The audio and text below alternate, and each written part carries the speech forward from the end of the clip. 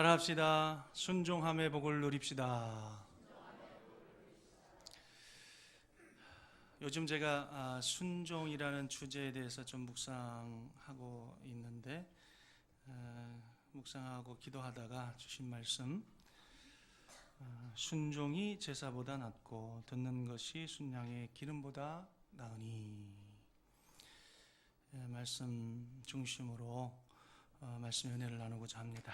귀한 은혜가 있기를 축원합니다. 중국에 한 지혜자가 있었습니다. 그는 아주 큰 강 앞에 서서 고요히 흘러가는 강물을 이렇게 바라보곤 했습니다. 어느 날 무엇 때문에 강물을 그렇게 바라보곤 하십니까? 라고 사람들이 묻자 그 지혜자는 대답 대신 오랫동안 지그시 강물만을 바라보더니 이윽고 입을 열고 대답했습니다.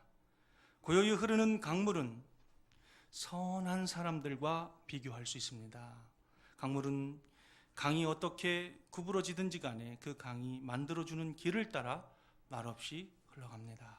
그리고 그 이르는 곳이 어디든지 그곳에서 풍성한 생명을 낳게 합니다. 여러분, 흐르는 강물처럼 주님이 이끄시는 대로 여러분의 삶을 사시기를 축원합니다. 세상 가운데로 흘러가고 그 결과 많은 사람을 살아나게 하는 축복의 물줄기가 되는 삶을 살아가시기를 주 여러분으로 축원합니다. 무더운 여름날 중앙아프리카에서 있었던 일인데요, 날씨는 무덥고 바람 한 점 없어서 나뭇잎 하나 흔들리지 않는 그런 날 참 힘들죠. 그때 한 선교 본부의 근처에 커다란 나무 그늘에서 필립이라고 하는 어린 소년이 놀고 있었습니다. 그런데 갑자기 선교사인 그의 아버지가 급하게 필립을 부르는 소리를 들었습니다. 필립아, 아빠가 시키는 대로 배를 땅바닥에 대고 엎드려라. 필립은 그 말에 즉시 순종해서 땅바닥에 바짝 엎드렸습니다. 이리 빨리 기어와라. 그러자 소년은 자기 손과 발이 할 수 있는 최선을 다해서 빨리 기었습니다. 여러분, 여름철에 이 아프리카의 땅은 계란을 놔도 익을 정도의 땅이거든요. 그가 아버지가 서 있는 곳에 절반쯤 왔을 때 아버지가 말씀하셨습니다. 이제 빨리 일어나서 아빠한테 뛰어와라. 필립은 재빨리 일어나서 아버지에게 달려갔습니다. 이제 뒤로 돌아서 나무를 한번 쳐다봐라. 그래서 돌아서서 자기가 놀던 나무를 봤는데요, 그가 돌아보니까 그가 놀고 있던 나무가지에 커다란 뱀이 가느다란 긴 혀를 내밀고는 필립을 향해서 이제 씹어 삼키려고 이렇게 매달려 있었다고 그럽니다. 필립은 즉각적인 순종으로 말미암아서 자기의 목숨을 구했던 것이죠. 아버지의 말씀에 즉각 순종함으로 무서운 뱀으로부터 위기를 모면할 수 있었습니다.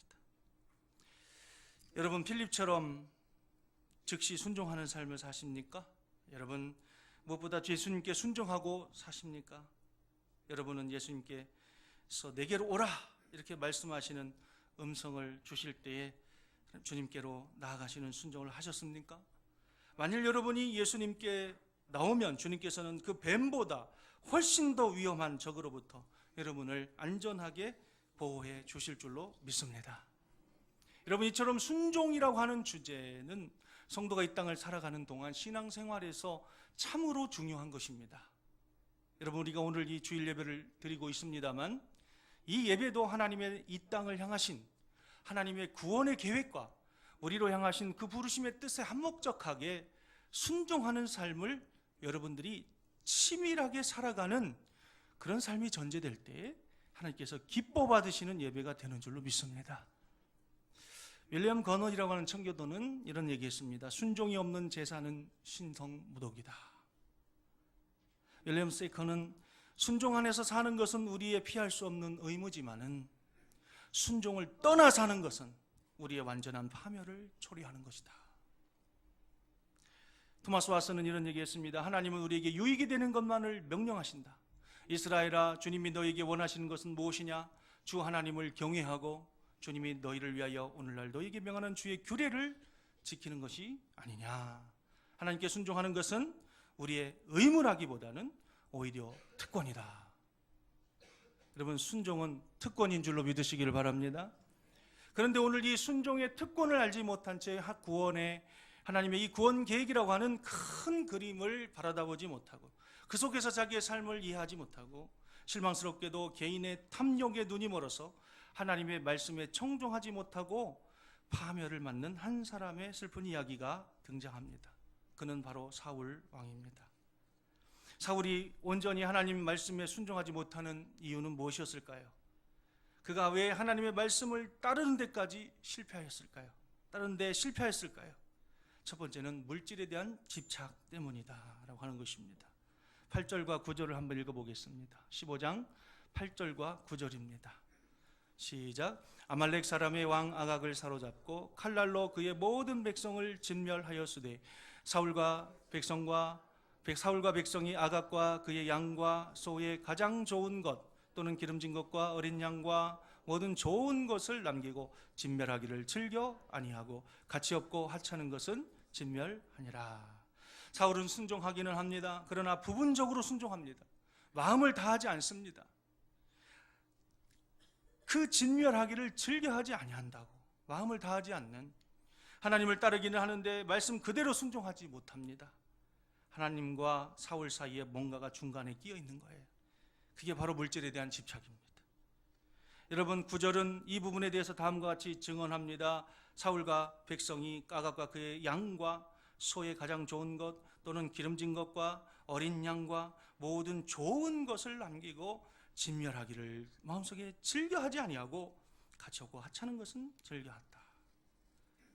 여러분, 유목문화 속에서 이 양이 의미하는 것, 소가 의미하는 것, 또 이런 것들이 의미하는 건 굉장한 생계 수단이죠. 또 우리를 생존하게 만들어주는 산업의 수단입니다. 그런 것들 중에서 가장 좋은 거니까 욕심이 날만도 했던 모양이에요. 여러분, 그러나 그 물질에 대한 집착이 하나님의 명령으로부터 이렇게 멀어지게 되는 원인이 되었다라고 하는 것입니다. 두 번째, 하나님의 말씀에 순종하지 못한 이유가 무엇입니까? 하나님의 말씀을 스스로 자의적으로 왜곡하고 진실한 마음으로 받지 않았기 때문이다, 이렇게 볼 수 있습니다. 3절 말씀을 읽습니다. 3절 시작. 지금 가서 아말렉을 쳐서 그들의 모든 소유를 남기지 말고 진멸하되 남녀와 소아와 젖먹는 아이와 우양과 낙타와 나귀를 죽이라 하셨나이다. 그런데 9절에 우리 읽었듯이 그것을 진멸하기를 즐겨하지 아니하고 이렇게 나와요. 하나님 말씀을 진멸한다는 말은 완전한 멸망을 말하는 것이죠. 그런데 이렇게 남겨놓고 좋아 보이는 것은 다 왕의 것들을 보니까 제일 좋은 것이 왕의 것이고 보니까 그 중에 너무너무 탐이 나는 거예요. 그러니까 하나님의 말씀에 정면 대치해서 이제 진멸하지 않는 것이죠. 진실한 마음으로 하나님의 말씀을 받지 않습니다. 여러분, 무슨 이야기입니까? 하나님의 말씀을 순종하는 것 같지만 실상은 진실로 순종하고자 하는 마음이 없는 그 사울을 발견할 수 있다라고 하는 것입니다. 세 번째, 그가 순종하지 못한 이유가 무엇입니까? 이런 부분적인 순종, 온전치 못한 순종, 그것이 이 사울의 어디에 마음에서 기원하고 있는가? 그것은 아말렉을 치라고 하시는 하나님의 의도를, 또 그 감정을, 하나님의 그 뜻을 아는데 사울이 실패했기 때문이다, 이렇게 진단할 수 있습니다. 2절 봉독합니다. 2절 말씀 봅니다. 시작. 만군의 여호와께서 이같이 말씀하시기를 아말렉이 이스라엘에게 행한 모든 일, 곧 애굽에서 나올 때에 길에서 대적한 일로 내가 그들을 벌하노니. 하나님은 이 아말렉에 대해서 지금 진노하고 있어요. 하나님은 지금 이 아말렉에 대해서 정말 악하게 그들의 행위를 보십니다. 즉 하나님은 당신의 구원의 계획을 정면으로 대적하는 자들을 심판하신다는 것이고, 그 심판의 도구로 오늘 사울을 택하셔서 이렇게 세워주신 것이죠. 그런데 그런 하나님의 마음을 이해하지 못하고 그 말씀을 가볍게 여기고 사사로이 해석하고, 그래서 결국 왕위를 박탈당하게 됩니다. 아말렉이 도대체 어찌했길래 그랬을까? 여러분, 이 아말렉이라고 하는 이 족속은 참 이스라엘을 괴롭게 했던 족속 중에 하나예요. 특별히 하나님 이렇게 진노해서 다 멸절시켜버리라고 말할 정도까지 하나님의 진노를 샀던 민족입니다. 여러분, 이 아말렉은 에서의 아들 엘리바스의 아들입니다. 그리고 그 에서의 첩 딥나의 소생이에요. 그는 한 족속의 조상이 되고 그의 자손의 출애굽 시대부터 사울왕 시대에 걸쳐서 유대의 남쪽 지경에서 애굽의 국경 지대와 그 시나이 반도에까지 걸쳐서 넓게 분포하고 있었고 이리저리 배회하던 민족입니다. 그들은 이스라엘이 혈족으로 취급하지 않았지만은 아마 히브리족이나 아람족의 이주민이 왔을 때는 이미 거기 있던 주민에 속해 있었을 것입니다. 여러분, 아말렉은 여러분 열국 중 으뜸이나라는 말이 민수기 24장 20절에 이렇게 있는데 아말렉 민족이 얼마나 큰 민족이었는가를 우리가 엿볼 수 있게 해줍니다. 이스라엘 사람과 최초로 만난 것 시내 산에 가까운 지방인데 이스라엘 사람의 진로를 아말렉이 방해했다라고 출애굽기 17장 8절에서 16절까지 말씀이 나와요. 그리고 그에 따라서 일어난 싸움이 국민의 심리에 미친 영향은 심각한 것입니다. 무슨 얘기냐면 이제 이 사람들은 노예들인데 무슨 군대가 아니지 않습니까? 가족을 거느리고 자녀를 거느리고 노약자를 거느리고 가는 한 민족이에요. 그죠? 그런데 군대와 같은 이 아말렉 민족이 와서 이게 이 이스라엘 민족을 딱 대적하고 서 있는 거예요. 그러니까 이것이 바로 누구의 역사로 여기까지 온 것입니까? 하나님이 보실 때 이 아말렉이 어떻게 보였겠습니까? 하나님의 구속의 역사를 회방하는 이 하나님의 뜻에 대해서 대적하는 민족으로 보실 수밖에 없었을 것입니다. 그에 따라서 일어난 싸움이 이 이스라엘 민족에게로 이렇게 굉장히 힘들게 했다는 거예요. 그래서 하나님이 보실 때 이 아말렉이 딱 가로막아서 이스라엘 민족이 다시 애굽으로 돌아가겠다고 하면 어쩌지? 이런 걱정들을 하셨을 것 같아요. 하나님의 구원의 계획이 수포로 돌아갈 것 같은 위기에 처했던 것이 사실입니다. 여러분, 그래서 이 아말렉은 그뿐만 아니라 신명기 25장 17절에서 19절에 보면 이스라엘을 습격해서 그 뒤를 막 공격해서 굉장히 곤혹스럽게 하기도 했고 또 그 팔레스틴 남쪽 지경에서 이 아말렉 사람, 이스라엘 사람들이 가데스 바네아 지방으로 입국하려는 것을 굉장히 또 가나안 땅에 들어가는 것조차도 방해를 했어요. 그러니까 제가 이렇게 여러분에게 말씀드릴 수 있는 것은 무엇이냐면 이 아말렉은 하나님의 구속의 계획을 실질적으로 방해하는 세력이었고 또 사단의 어떤 무리였다, 이렇게 진단해 볼 수밖에 없습니다. 그래서 하나님이 그것을 이제 오늘 사울 왕을 통해서 이제 정리하시길 원하시는 것이죠. 여러분, 그런 하나님의 뜻에 대해서 자기가 왜 왕으로 세워졌는지에 대해서 자기가 잘나서 세워진 것도 아니잖아요. 그런 하나님의 의도 때문에 저 아말렉을 진멸하라고 하신 사명과 함께 왕으로 세워주셨다고요. 그런데 그 사명은 잊어버리고 그 왕의 지위를 이용해서 남의 것을 탈취라는 단어가 쓰입니다. 여기 탈취하는 데에만 이렇게 급급합니까? 여기 19절 말씀에 한번 읽어보겠습니다. 19절 시작. 어찌하여 왕이 여호와의 목소리를 청종하지 아니하고 탈취하기에만 급하여 여호와께서 악하게 여기시는 일을 행하였나이까. 하나님이 하시고자 하시면 사울 왕에게 그 아각에게 주었던 것보다 더 좋은 것을 주실 수 없었을까요? 그걸 뭘 도대체 하나님이 진노하신 것들에 대해서 침을 흘리면서 말이죠, 이렇게 그것을 탈출하는 말은 뺏어온다는 거 아니에요. 남의 자기 것이 아닌데 남의 것을 이렇게 뺏어온다는 거 아닙니까? 참 그것조차도 부끄러운 일 아니에요. 그래서 여러분, 이 사울의 이런 불순종은 어디에서 기원했느냐? 하나님의 그러한 아말렉을 향한 하나님의 마음을 이해하지 못했다. 그리고 그 말씀을 가볍게 여겼다. 그래서 왕위를 결국에 박탈당하게 되는 것이죠. 여러분, 오늘날 우리가 하나님 앞에 직분자들로 서 있는 것은, 하나님 앞에 신자로 서 있는 것은 내 주장과 내 뜻을 펼치려고 해서가 아니라 성경을 통해서 드러난 하나님의 구원의 계획과 이 땅을 향하신 하나님의 뜻을 수행하기 위해서 하나님의 마음을 가지고 그 자리에 부름받고 있는 줄로 믿으시기를 축원합니다.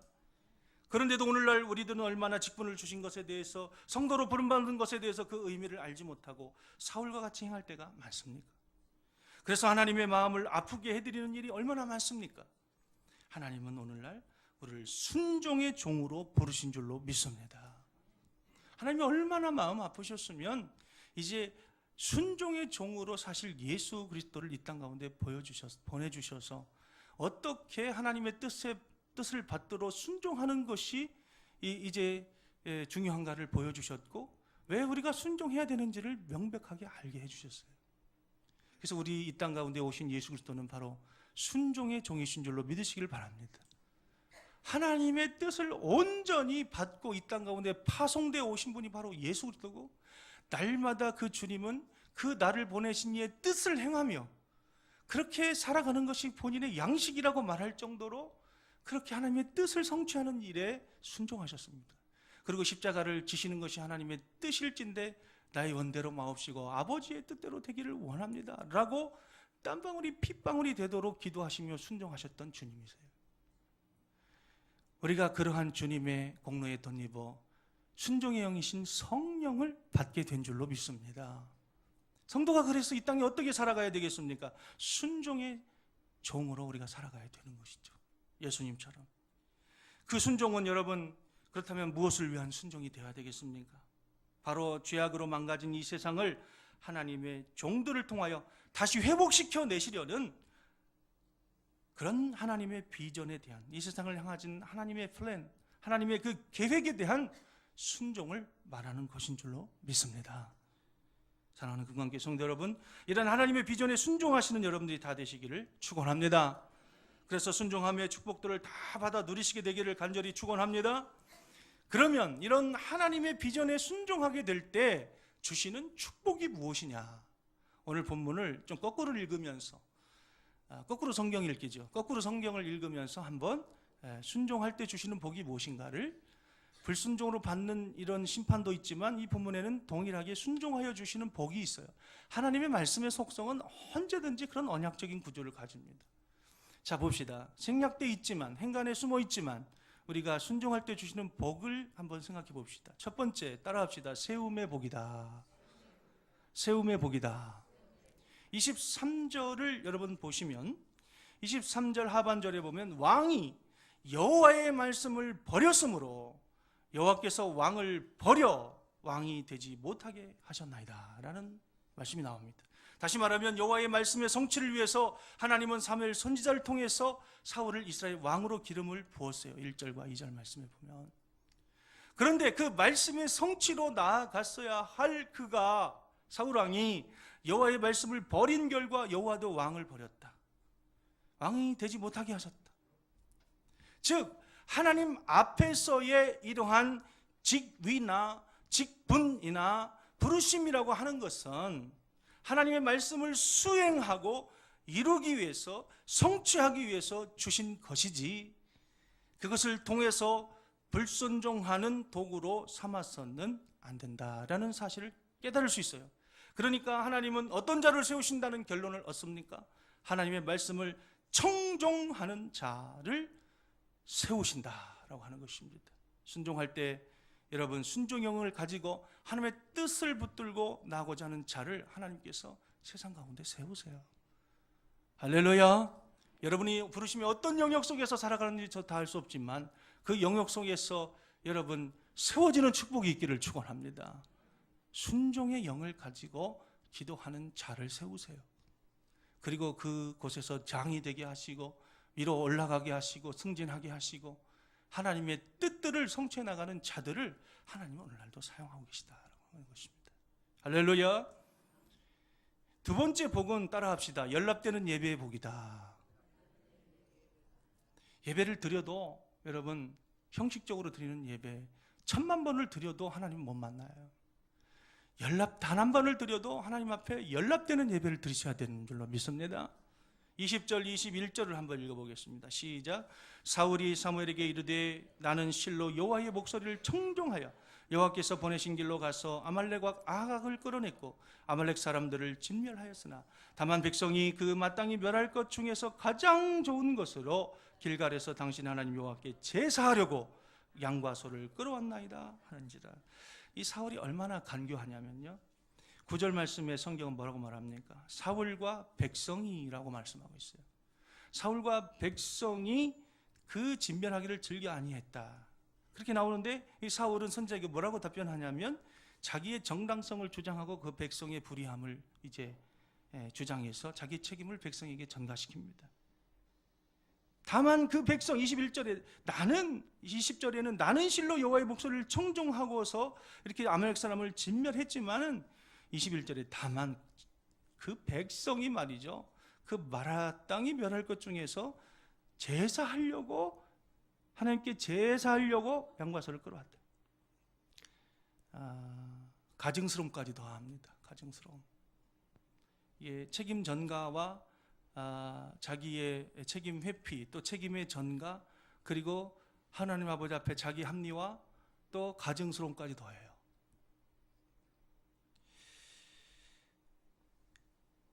여러분, 이 그러한 변명을 하는 사울에게 선지자는 다음과 같이 22절에서 23절까지 말씀합니다. 중요한 본문이 다시 한번 읽겠습니다. 시작. 사무엘이 이르되 여호와께서 번제와 다른 제사를 그의 목소리를 청종하는 것을 좋아하심 같이 좋아하시겠나이까. 순종이 제사보다 낫고 듣는 것이 순양의 기름보다 나으니. 참된 예배라고 하는 것은 하나님의 말씀을 순종하는 것이라고 말씀하고 있다는 거예요. 하나님의 뜻을 순종하여 사는 삶이 바로 여러분의 예배인 줄로 믿습니다. 연락되는 그 하나님이 받으시는 그런 예배는 순종하는 마음과 청종하려는 삶이 있는 예배다. 삶으로 예배하시기를 바랍니다. 형식에 갇히지 마요. 이런 순서에 갇히지 마시고, 주의를 지킨다는 것에 갇히지 마시고, 여러분 일주일간의 삶으로 하나님을 예배하는 것입니다. 할렐루야. 날마다 숨쉬는 순간마다 하나님을 호흡하시길 바랍니다. 삶 속에서 하나님의 나라를 늘 사모하고 바라고 추구하시기를 바랍니다. 하나님의 여러분의 예배를 그런 삶을 통해 보시면서 기뻐하시고 즐거워하실 줄로 믿습니다. 그게 바로 연락되는 예배예요. 세 번째, 따라합시다. 하나님의 구속사에 동참하는 복이다. 아말렉 사람들은 하나님의 구원의 계획에 정면으로 대적하는 사단의 무리였어요. 하나님은 지금도 하나님의 선교적인 백성들의 순종을 통해서 일하고 계십니다. 할렐루야. 하나님은 하나님의 구원의 계획에 대적하는 무리들을 오늘날도 물리치고 계세요. 악인이 득세하고 또 선교사를 잡아 죽이고 그렇게 해서 세상이 이기는 것 같지만 결국에 진리가 승리하는 모습들을 봅니다. 그 한 예가 터키의 틸만 선교사를 그렇게 무참하게 193번을 찔러서 죽였지만은 그 선교사 부인이 그 국영방송에 나가서 인터뷰하는 모습을 통해서 그 자기 자신들의 부끄러움을 자기들이 다 알았다는 거 아니에요. 여러분들은 제 남편을 무참히 죽였지만은 나는 여전히 이 땅에 있을 것입니다. 나는 나의 자녀들과 이 땅에서 대대로 살아갈 것입니다. 그리고 여러분들을 용서합니다. 그 선교사 부인이 그런 얘기를 할 때 그 해교권의 원리주의자들이 스스로를 부끄럽게 여겼다는 거 아니에요. 여러분, 하나님의 나라는 여러분 그렇게 물리적으로 오는 것이 아니고 영적으로 임재하는 것이고, 또 세상이 승리하는 것 같지만 결국에는 하나님의 지혜가 승리하게 되는 줄로 믿으시기를 축원합니다. 하나님은 지금도 하나님의 비전을 붙들고 살아가는 사람들과 날마다 항상 함께 하시는 줄로 믿으시길 바랍니다. 온 세상을 회복시키려는 하나님의 뜻에 헌신하는 것은 우리가 의무로 생각하면 안 돼요. 부담으로 생각하면 안 됩니다. 엄청난 특권인 줄로 믿으시기를 바랍니다. 이 순종의 특권에 여러분 모두가 동참하시는 복이 있기를 바랍니다. 바랍니다. 제가 어제 이렇게 위임식을 이렇게 은혜 가운데 잘 마쳤습니다. 성도 여러분들이 이렇게 보이지 않게 이 모양 저 모양으로 이렇게 다 섬겨 잘 끝났는데, 참 어제 위임식을 마쳐놓고 이렇게 제가 지나온 생애를 이렇게 돌아보는데 참 저는 주의 종이 되려고 했던 사람이 아니에요. 제가 여러 번 말씀드렸지만은 우리 아버지가 박정희 대통령이 우상이셔가지고 제가 군대 가기를 원했고 저는 그게 싫어서 공군사관학교에 가기를 원했던 사람이에요. 그런데 하나님께서 저를 이렇게 주권적으로 아버지를 통해서 부르십니다. 그리고 그 아버지를 살려주면 주의 종이 되겠다고 제가 어디서 그런 기도가 솟아나왔는지 저도 모르겠어요. 그래서 이 아버지만 죽어가는 아버지만 살려주면은 제 인생을 다 드리겠습니다. 이 아버지를 살려주세요. 그렇게 기도했을 때 강단에서 설교하는 모습이 보이더라고요. 중학교 2학년 때. 하나님이 주시는 비전이 있었어요. 그래서 내 자신을 드린다는 것이 주의 종이 되는 것을 말하는 것이구나. 그때 누가 말하지 않아도 그냥 깨닫게 됐어요.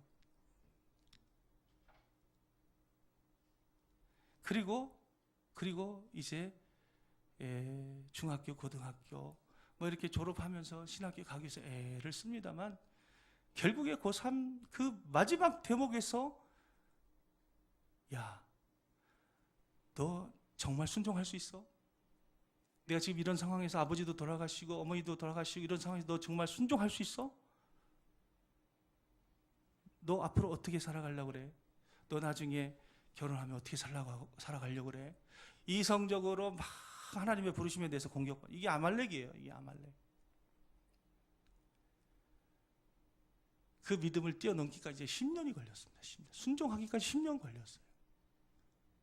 어제 제가 하나님 그때 제가 순종할 수 눈 찔끔하고 정말 순종의 믿음으로 순종했더라면 10년의 세월을 벌었을 텐데 10년의 세월 동안 하나님을 더 연구하고 말씀을 더 연구하고 영혼들도 섬겼다면 지금보다 훨씬 더 좀 더 나은 모습이 있었을 텐데 참 지나온 10년의 허비한 세월이요 정말 하나님 앞에 죄송스럽더라고요. 가족한테 미안하고 어쨌든 여러분 하나님이 주시는 비전에 대해서요 여러분 기도하다가 주시는 감동이 뭐가 있을지 몰라요. 하나님 말씀하시는 거예요. 여기 꽃도 뭐 이렇게 아름답게 장식된 예를 들어서 꽃꽂이 하고 싶다 하셔야 됩니다. 전도하고자 하는 마음을 강력하게 기름 부음을 주시면 순종하셔야 돼요. 무슨 주일날만 전도하는 게 아니고 전도지 갖고 나가셔서 전도하셔야 됩니다. 헌금에 대한 어떤 강력한 소원을 주세요. 순종하십시오. 하나님의 교회는 여러분이 헌금하지 않아도 하나님이 공급하시는 은혜가 있어요. 내가 헌금하라고 강조하기 위해서 하는 게 아니에요. 하나님의 감동하셨으면 그 사람에게 하라고 하는 이유가 있다는 거예요. 또 기타 어떤 헌금, 주차장에서 주차 안내를 한다든지 그게 뭐가 됐든지 간에요. 기도하다가 여러분에게 감동 주시는 것이 있으면 좀 반드시 순종하시기를 바랍니다. 그거 안 하면요 기도가 막혀요. 그거 순종 안 하면요 기도도 하나님이 등 돌리고 있는 것 같은 거예요. 차가운 거절감이 느껴집니다. 제가 그렇게 소원을 갖고 이제 10년 동안 직장생활을 하는 거예요. 육신을 먹이기 위해서 가족을 먹이기 위해서 10년 동안 직장생활을 해요. 사명은 순종 못하는 거예요. 기도가 되지 않습니다. 말씀이 되지 않아요. 묵상이 안 돼요. 그리고 세상에 섞일 수도 없어요. 어제도 유임식 때 제 초등학교 때 신앙생활하던 우리 친구들이 몇 명 왔다 갔는데 제가 너 오라 그랬어요. 네가 내 어릴 때 목회자가 되겠다라고 얘기했던 것을 네가 알지. 와서 봐라. 일부러 오라겠어요. 참 나름대로 의미 있었습니다. 근데 10년 동안을 제가 불순종하면서 그 비전에 좀 더 믿음으로 순종했더라면 10년 생활 허비한 것에 대해서 참 너무 하나님 죄송합니다. 이제는 앞으로 그런 일 없도록 하나님 주시는 말씀들에 대해서 감동들에 대해서 비전들에 대해서 즉각적으로 순종하겠습니다. 그런 결단을 좀 해봤어요. 선교사로 가는 것이 여러분에게 기름 부음이 있다면 가셔야 돼요. 대부분 많은 선교사들이 하나님의 기름 부르심을 받고 소명을 받는데도 불구하고 예를 들어서 내가 이 나이에 자녀들도 있는데 타문화권에서 아내는 이런 연약함이 있는데 그렇게 하면서 자꾸 이게 아말렉의 공격을 받게 되면은요, 여러분 결단코 순종하지 못합니다. 믿음으로 순종하시기를 바랍니다. 세워지는 복이 있어요. 여러분의 예배를 하나님 받으십니다. 하나님의 구속사의 영광에 동참하는 복을 얻습니다. 할렐루야, 할렐루야. 기도하다가 말씀 보다가 그것이 무엇이든 간에 하나님이 여러분에게 기름 부으시고 감동함을 주시는 것들에 대해서 순종하시길 바라요. 의정부의 어떤 목사님 교회를 개척하고 교인 20명일 때에 하나님이 갑자기 미국을 가라 그러시더래요. 말을 못하고 장로님들에게 말도 못하고 끙끙거리고 이 개척교회가 어디 비행기 싹시 있고 또 일주일간 2주일간 비 오면 어떻게 되고 안 돼. 말씀이 안 보여요. 기도가 안 돼요. 견디다 못해서 3개월이 지난 다음에 강단에서 그냥 에라 모르겠다 선포해버려. 나 미국에 다음 주에 미국 갑니다. 그 말씀 듣고 기도하던 사람이 저거구나. 비행기 싹스를 줍니다. 체류비를 줍니다. 아멘 좀 해봤으면 좋겠습니다. 그럼 미국에 가 있는데 말이죠. 숙소도 해결되고 다 됐어요. 하나님 왜 나를 이곳에 오게 하셨습니까? 이유를 알게 해 주십시오. 쉬라고 그러신 건 아닌 것 같고, 근데 갑자기 기도 중에 일주일째 기도 중에 세계 선교센터를 가라는 성령의 강력한 기름 부으심이 있는 말씀이 들렸어요. 그것에 제가 왜 갑니까? 나는 선교사로 부름받은 사람도 아니고 그것에 왜 갑니까? 그래도 자꾸 기도 가운데 가라는 거예요. 그래서 그것을 찾아 물어, 거기가 어딘지를 알고 가겠습니다. 찾아 물어서 갑니다. 그리고 그 예배당을 들어가 봤더니 수만석이 되는 큰 예배당인데 텅 비어 있는 거예요. 평일 낮이니까. 그리고 그곳에 들어가서 보니까 가운데 지구가 이렇게 돌아가고 있는 거예요. 지구라는 지구 형체가 이렇게 크게 만들어가지고 이렇게 돌아가고 있더래요. 그래서 그 맨 앞자리에 와서 이렇게 강력하게 기도하는데 막 기도가 집중되기 시작하면서 기도가 하늘로 올라가기 시작하면서 하나님 저도 이러한 예배당을 짓게 도와주시옵소서. 그러면서 눈물로 막 기도가 되어지면서 그 교인 20명 되는 개척교회 상가 건물 2층을 빌려서 세도 못 내고서 그렇게 있는 그 상황에서 믿음으로 하나님 앞에 고백했습니다. 하나님 이것은 하나님 주신 비전으로 믿습니다. 이루실 줄로 믿습니다.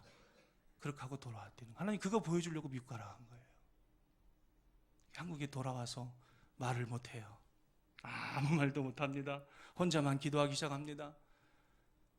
결국에 20년이 지난 지금 의정부에 5,000석이 넘는 교회가 서게 된 줄로 믿으시기를 축원합니다. 전 세계에 7,000명의 선교사를 보낸 줄로 믿습니다. 하나님의 뜻은요, 우리가 어떻게 기도 가운데 감동하심을 받고 그 뜻에 순종하는 데에 달려 있어요. 어떤 감동으로 여러분에게 주시든지 간에 그것을 이루실 분은 하나님이신 줄로 믿으시길 바랍니다. 다만 여러분은 해야 될 일이 뭐예요? 순종하겠습니다. 자기 자신을 내어드리는 것입니다. 순종하겠습니다. 충성하겠습니다. 이것 때문에 안 되고 저것 때문에 안 되고 그렇게 저와 같이 10년 동안 허비하지 마세요. 하나님이 하시면 하실 줄로 믿습니다. 우리 교회를 향한 하나님의 비전도 똑같습니다. 우리가 여러분이 감동하실 때, 기도하실 때 감동으로 보시는 그런 환상들이 있잖아요. 그대로 다 이루어 주실 줄로 믿습니다. 금요철야 때 기도하며 열방을 위해서 기도하며 110명의 기도자와 여러분 수천 명의 선교사와 열방을 섬기는 그런 영적인 환상들이 있잖아요. 마음속에 생각만 해도 기쁜 일. 하나님 그렇습니다. 현상을 볼 때는 어떻게 이루어가실지 아무것도 알 수 없지만 그것을 이를 지어 성취하는 분은 여호와이신 줄로 믿습니다. 새 일을 행하시옵소서. 강단에서 그런 거 묵상하면서 기뻐하고 즐거워하는 거예요. 하나님 이루어 가실 줄로 믿습니다. 여러분의 생애 가운데도 이런 하나님의 비전에 동참하는 역사가 있기를 원해요. 하나님 여러분의 생애를 다르게 하실 것입니다. 여러분을 사람 앞에 세우실 것입니다. 여러분 하나님 앞에서 여러분을 세워지실 것입니다. 여러분의 자녀들이 그렇게 될 것입니다. 여러분이 하는 사업장이 여러분 축복을 받게 될 것입니다. 그렇게 되셔서 하나님이 만들어 가시는 거예요. 하나님의 비전과 뜻이 무엇인지를 깊이 깨닫고 하나님 나라를 날마다 바라다 보시는 여러분들 다 되시고, 순종의 특권에, 하나님 영광을 바라다보고 주님과 동역하시는 이 순종의 특권에 모두가 동참하시는 복이 있게 되기를 주의 이름으로 축원합니다. 사랑하는